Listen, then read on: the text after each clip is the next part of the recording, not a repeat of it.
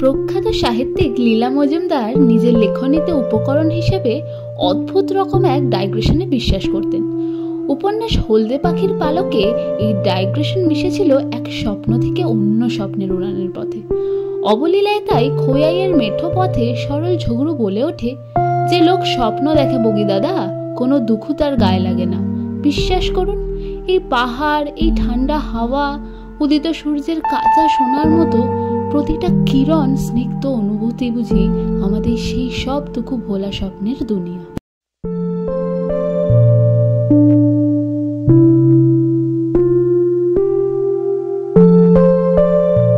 সকালের এই মনোমুগ্ধকর দৃশ্য দেখতে দেখতে ব্রেকফাস্ট এসে গেল। ব্রেকফাস্টে রুটি অমলেট হোক বা পুরি আলু ভাজা, চায়ের সাথে খেতে লাগলো অপূর্ব। আমরা এখন পানবুদারা হোমস্টে থেকে সাইট সিইং করতে যাচ্ছি। সাইট সিইং এ রয়েছে চারখোল, কাফের গাঁও আর লোলে গাঁওতে যাচ্ছি।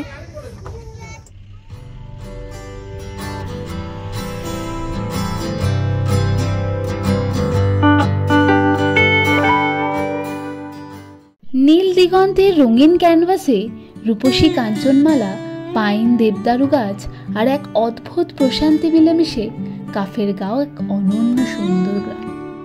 কালিম্পং থেকে মাত্র ৪৫ কিমি দূরে, প্রায় ৫৩০০ ফিট উচ্চতায় এই গ্রামের নৈসর্গিক সৌন্দর্য অবর্ণনীয়।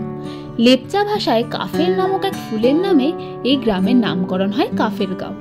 তো আপনারা দেখতেই পাচ্ছেন কাঞ্চনজঙ্ঘার কি অসাধারণ 360 ভিউ। এই হচ্ছে সেই কাফের গাঁও। আমরা এখন কাফের গাঁওতে পৌঁছে গেছি, কিন্তু এখানে ল্যান্ডস্লাইডের জন্য ভীষণ বাজে অবস্থা। এখানে একটা হ্যাঙ্গিং ব্রিজ ছিল যেটা পুরো ভেঙে গেছে। তো এখন কাফের গাঁওতে এরকমই সিচুয়েশন। কাফের গাঁও থেকে অসাধারণ কাঞ্চনজঙ্ঘা ভিউ দেখা যায়। আর আপনারা কাফের গাঁওতে কিন্তু স্টেও করতে পারেন, এখানে প্রচুর হোমস্টে রয়েছে। ডিটেলস কিন্তু ডেসক্রিপশন বক্সে দেওয়া থাকবে।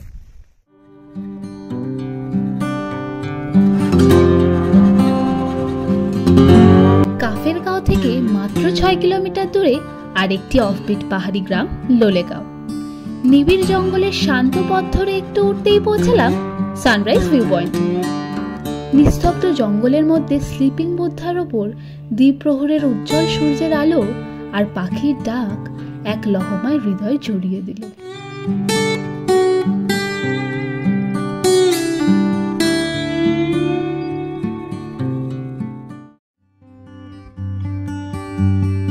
আমাদের পরের ভিউ পয়েন্ট ছিল পাহাড়ের উপরে অবস্থিত রং বেরঙের অনেক কটেজ নিয়ে এক ছোট্ট ড্রিমল্যান্ড লামাদারা। হিলটপের ওপর বিছানো সবুজ কার্পেটের ওপর রং বেরঙের কটেজগুলো আর দিগন্তে ওই কাঞ্চনজঙ্ঘা তখন বড়ই মায়াবী। ইচ্ছে রইল নেক্সট টাইম অবশ্যই এখানে স্টে করার।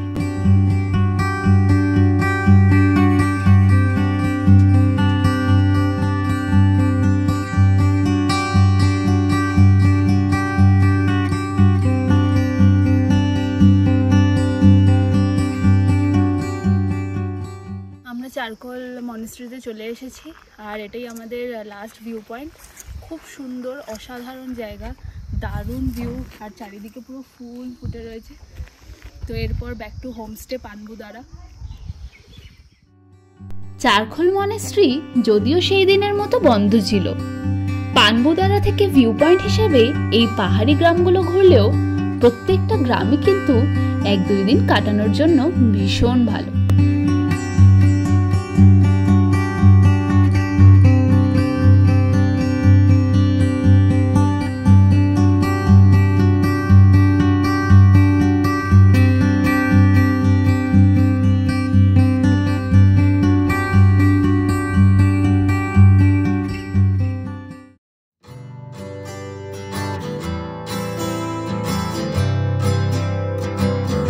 সাইট সিইং করার ফাঁকে তুলে নিলাম একটা গ্রুপ ফটো। সাইট সিইং শেষ করে হোমস্টেতে ফেরার পথে সূর্যি তখন পাটে বসেছে।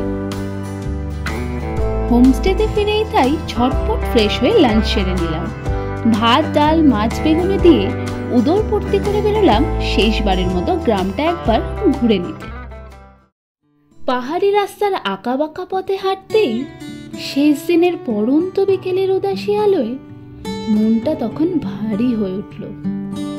শহরের ব্যস্ত কোলাহল আর হর্ন সাইরেনের থেকে বহু দূরের এই নিস্তব্ধ গ্রামগুলো কখন যে হৃদয়ের বড্ড আপন হয়ে যায় কে জানে।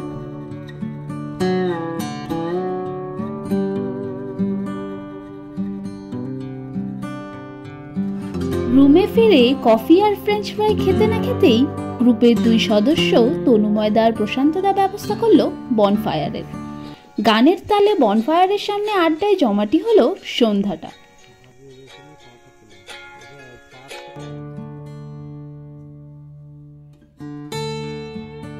রাত গড়াতেই ডাক পড়লো ডিনারের। রুটি, চিকেন কষা, আলু ভাজা আর ডাল দিয়ে ভোজন পর্ব সারতেই ক্লান্ত শরীর খুঁজে নিয়েছিল বিছানা। শেষ দিনের সকালটা তখন বড্ডই মন খারাপ করা ছিল। মনের মধ্যে জমা মেঘ দেখে তখন বুঝি আকাশেরও মুখ ভার।